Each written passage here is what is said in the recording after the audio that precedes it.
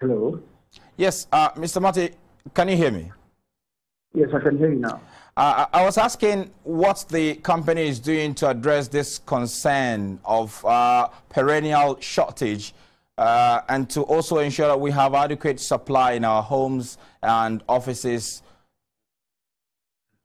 Okay, so I'll answer this question in 2 or 3 ways. Okay. Now, for us as a company, we have dams which serves as reservoirs.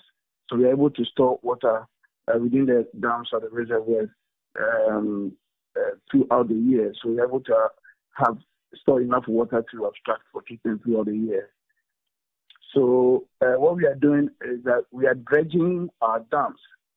As I speak, our dam in Ashanti region is being dredged, so that at least we can store more water and use throughout the year. After more dams within the country will be dredged. Yeah, so that in areas where we have dams, we could face out this challenge that occurs during the Harmattan period or during the dry season. Now, with areas where we do not have dams, our treatment plants or our intake or abstraction points are structured such that no matter how low the water levels are, we still can abstract enough for treatment. The challenge in such areas is the pollution of the river. So although we have very low levels in those rivers, what has actually compounded the problem is the fact that the little water in the source in the rivers have been polluted as a result of galamsey operations and then other human activities, including discharge of effluent, fish farming activities, and all that. So we have been our best to dredge our dams so that we can store more water in our reservoirs. The other aspect is beyond our purview, that we all will have to get involved in stopping or in putting an end to the galamsey operations or the pollution of our river bodies. If we do not stop these operations, we'll always face this problem, because when the levels are low, the operations muddy the water, or there's high turbidity as a result of the operations. So it becomes very difficult for us to abstract the water for treatment. The little that we abstract is very turbid. I only describe it as mud filled with sand and steam particles. So it becomes difficult for us to treat. And it becomes more expensive for us to treat, because you use energy in abstracting the water, a very little water.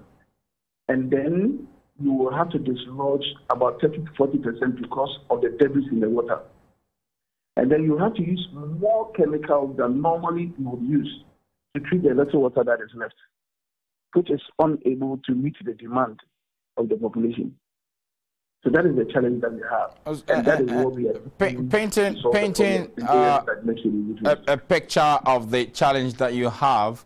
What is the level of engagement with other state agencies and ministries, for example, the Ministry of Lands and Natural Resources, to increase their efforts to address issues of pollution by miners, so that, of course, it can help save some of the resources that we have?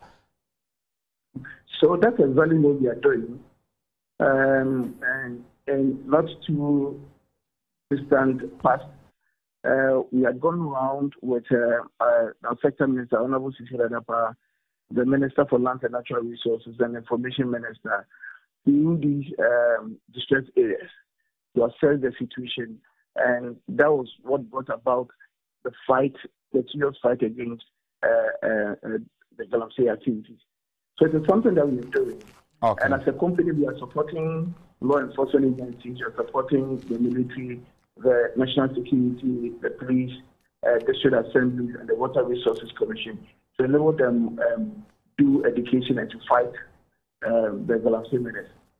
So we are really working on solving it, except that we have very recalcitrant relations who, despite our efforts, they still continue with the operations. Thank you so much, Stanley.